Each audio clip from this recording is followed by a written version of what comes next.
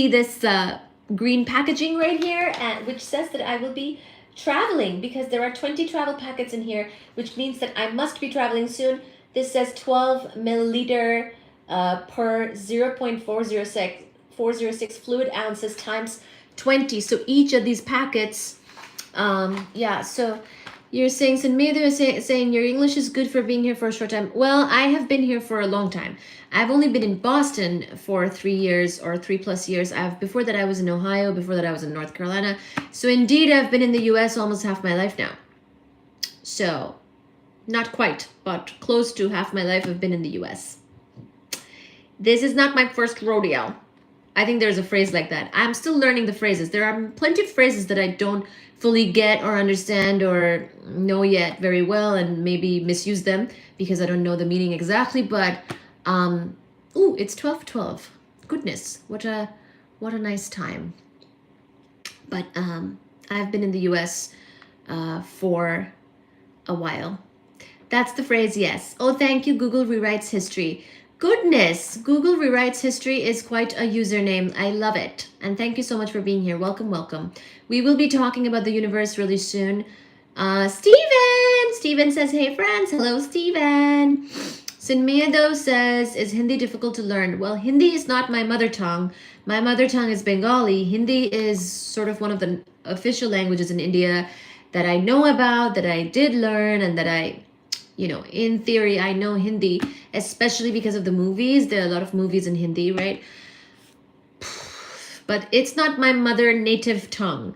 My mother tongue is Bengali, and if you go to Kolkata and if you live in Kolkata, you will learn it very naturally because we refuse to speak Hindi or other things there. We always, our go-to language in Kolkata, indeed in Bengal, is Bengali. And many non-Bengalis, other parts of India, people from other parts of India, or even foreigners or anybody who comes to Kolkata will learn Bengali pretty easily because we speak Bengali almost ruthlessly, and we expect that people will pick it up. Or we just refuse to be accommodating with other languages, So you speak English better than I do. Well, I speak Bengali very well as well. My Bengali is top class, just top, just very top. Let's see, sneaks around room handing astronomy books. Yes, this is an astronomy live. Steven knows. Steven is here. Hey friends, I like the native accent overtone in your English.